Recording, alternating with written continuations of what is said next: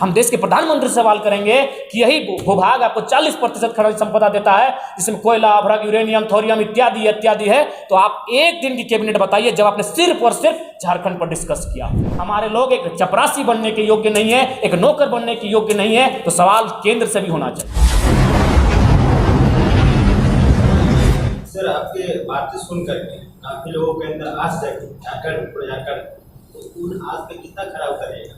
क्या देखिए हम लोग जिस तरीके से बदलते हैं लोग उस तरीके को देखने को नहीं मिलेगा। देखिए जिस प्रकार अभी वर्ल्ड कप होने वाला है 2023 में, भारतीय टीम पर एक बहुत बड़ी उम्मीद होगी क्योंकि होम ग्राउंड है, तो आस तो है, लेकिन वो प्रयास कर सकती है, मेहनत कर सकती है। परिणाम कहीं ना कहीं ये चुनाव है और परिणाम लोगों की सोच पर डिपेंड करता है कि हमारे जो मतदाता हैं वो किस प्रकार अपने वोट के महत्व को समझ पाए कि 1 पर्सन 1 वोट 1 वैल्यू। ये वोट आपका केवल एक दिन का श्रृंगार नहीं है, ब्लू रंग की स्याही आपके हाथों में, ये आपके आने वाले उज्जवल भविष्य की एक आधारशिला रखी जाएगी। तो ये जनता के मनोभाव पर, जनता की माने स्थिति पर डिपेंड करता है कि हम लोग कितना सफल हो पाएंगे। हमारे पास विचारधारा है, विचारधाराओं का हम लोग आदान प्रदान करेंगे, प्रचार प्रसार करेंगे, उसके साथ चलना और समर्थन करना ये जनता का विषय है, तो उसी के अनुसार हम लोग अपनी सफलता का आकलन कर सकते हैं। जैसे कि झारखंड में संसाधन काफी ज्यादा है, कुछ नीतियां की वजह से ये हमारा बिल्कुल साधन, क्या रणनीति होने वाला है? वही नीतियों के कारण तो हम लोग पॉलिटिक्स में आ रहे हैं कि हमारे पास साधन संसाधन की कमी नहीं, लेकिन उस पर हमारा अधिकार नहीं। साधन की कमी नहीं, संसाधन की कमी नहीं है, लेकिन उस पर हमारा अधिकार नहीं है। यही तो हम करने जा रहे हैं कि भाई जब साधन हमारा, संसाधन हमारा, तो अधिकार हमारा आना चाहिए। बस यही तो हमारी सिंपल सा बात है। एक रिपोर्ट है, भारत की राजनीति, जो चुनाव है, भारत का चुनाव वो वर्ल्ड में सबसे महंगा है, उसको आप कैसे टैकल करेंगे? क्योंकि बीजेपी आपकी सबसे बड़ी पार्टी है, उसके बाद पैसे की फंड की कमी नहीं है, उसके बाद सेकंड में कांग्रेस है, तो इसको आप कैसे देखते हैं? देखिए सबका एक टाइम और पीरियड होता है।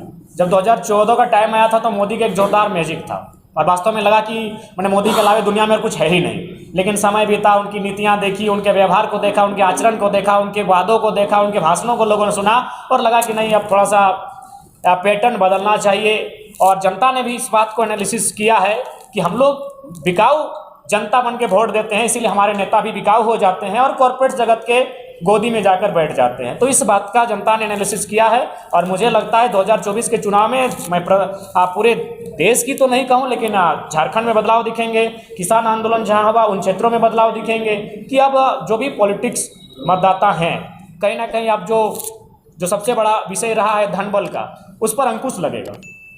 एक सवाल ये होगा आपसे कि आपने ये भी ओपन रखा है गेट क्या कि अगर पार्टी से कोई छोड़कर आपके साथ ज्वाइन करना चाहे तो कर सकते हैं? नहीं, बिल्कुल नहीं, भाजपा से नहीं, कभी नहीं होगा। नए सिद्धांत, नया पैटर्न, न्यू थिंग, न्यू सोच, समय लगेगा स्टेब्लिश होने में। यही पल्लवित, यही एक दिन आगे बढ़ेंगे, यही पुष्पित होंगे, यही फलित होंगे। लेकिन जो अब अपना अंतिम पायदान पर है, ऐसे लोगों को लाकर हम लोग रिस्क भी नहीं लेना चाहेंगे। नॉट अलाउड का बोर्ड नहीं, बिल्कुल नॉट अलाउड है। क्यों नहीं रहेगा? क्या विश्वास है कि हमारे साथ चलेंगे? मतलब इसका भी डर है कि हाईजैक कर सकते हैं? बिल्कुल डर रहेगा कि हाईजैक कर सकते हैं। हमारे साथ आने के बाद, हमारा इस्तेमाल करने के बाद वो कहीं जा सकते हैं। बाबूलाल मरांडी नहीं बनना है। मतलब जो भी रहेंगे आप युवा ही रहेंगे? युवा ही रहेंगे, इस बात को तय मानिए। या जो भी रहेंगे नए चेहरे ही रहेंगे, कोई पार्टी से नहीं आएंगे, किसी पार्टी हाँ, खासकर जो रूल कर चुके हैं पॉलिटिक्स, वैसे तो बिल्कुल लड़ना। अगर ऐसा बात कहिएगा तो मैं आपको अंदर खाने बता रहा हूँ, अभी 8% में झारखंड सरकार के 1-2 मंत्री संपर्क किए हैं। हालांकि आपको यकीन नहीं करेंगे, लेकिन हम झूठ नहीं कहते, हर बात को हम स्वीकार करते हैं। 1-2 मंत्री संपर्क किए हैं और लगभग आधा दर्जन विधायक संपर्क किए हैं और 3 पूर्व सांसद संपर्क किए हैं।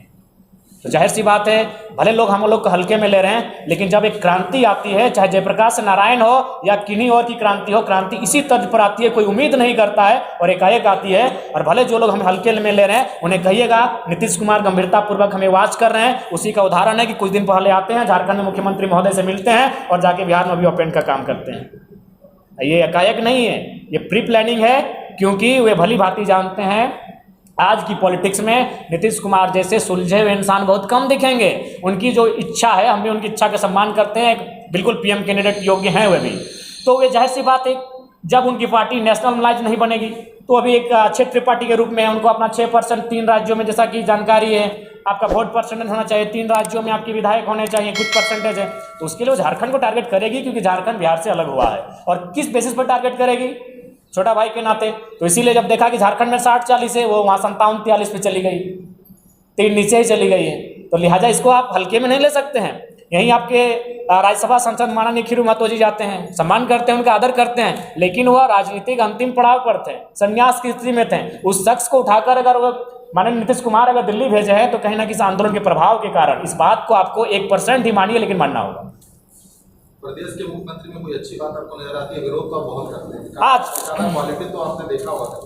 हाँ, अच्छी बात है कि मैंने क्रिकेट अच्छा खेलते हैं। 70 लाख का मैंने सामग्री के साथ क्रिकेट खेलते हैं तो जाहिर सी बात है हम चाहते कि काश वो पॉलिटिक्स में ना होकर, ऐसे भी तो गुरु जी के पुत्र थे, अगर वो क्रिकेट खेलते हैं तो हमें लगता है कि एक बेहतर क्रिकेटर मिल जाता। हम लोग भी मैंने आज नाज करते हैं कि हमारे झारखंड से और एक बेहतर खिलाड़ी हो, और ये होना चाहिए। जितना स्ट्राइक आप मुख्यमंत्री को लेकर करते हैं, जबरदस्त स्ट्राइक करते हैं, जैसे 100 ओवर में आप खेलते हैं, क्योंकि अब चुनावी रणनीति भी उतना भाजपा के खिलाफ आप नहीं। देखिए लोकसभा तो भाजपा के खिलाफ जाएगा ना, 14 में 12 सीटें एनडीए के पास है, 14 में 12 सीटें एनडीए के पास है, और अब देख लीजिएगा कि वो सुपर ओवर किसके साथ होगा। निश्चय ही जब हम लोकसभा में जाएंगे तो वहाँ भारतीय जनता पार्टी हमारे सामने आएगी।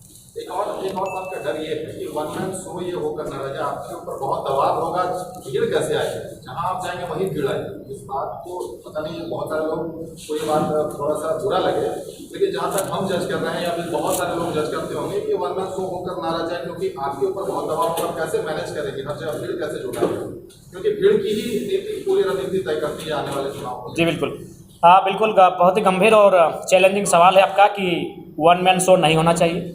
और जाहिर सी बात, अगर ये वन मैन शो हो जाता है तो जिस प्रकार से जो लोग मैंने सत्ता में काबिज हैं वो स्टार्टिंग कर दिए है। हमारे पास जाकर कहीं हम जाते भी हैं तो फर्जी FIR वगैरह शुरू हो चुका है। तो 2024 आते आते हमारे पास बहुत ही ऐसी परिस्थितियां सामने आएंगी जब हमें चुनाव लड़ने से रोका जाएगा, या फिर झारखंड की पॉलिटिक्स में हुआ है, बहुत सारे हमारे लीडर्स के साथ हुआ है, तो ऐसी घटनाएं घटने की संभावना हो सकती है। तो इसके लेकर हम लोग लगातार रणनीति कर रहे हैं, अंदर खाने बैठ रहे हैं कि आखिर इससे हम लोग इस टैग से कैसे बाहर आए। ऐसा नहीं लगता आपको कि आपने लोकसभा चुनाव में उतरकर जल्दी कर दी? अगर आपको राज्य की बातें करनी थी, आप राज्य की बात करते हैं, तो पहले सबसे प्रायोरिटी आपको विधानसभा देना चाहिए। आप पहले लोकसभा में खुद देखिए, सबसे पहली बात है, राज्य की बातें राज्यसभा और लोकसभा में भी होती हैं। चूँकि आज हमारा जो विधेयक वापस हुआ वो राज्यपाल महोदय के सम्मुख जाकर वापस हुआ है, और राज्यपाल कहीं ना कहीं सेंट्रल बॉडी है और सेंट्रल में एनडीए की गवर्नमेंट है। तो हमारी विधि व्यवस्था को या हमारे राज्य की जो स्थिति है उसे असंतुलन करने में कहीं ना कहीं केंद्र का रोल है।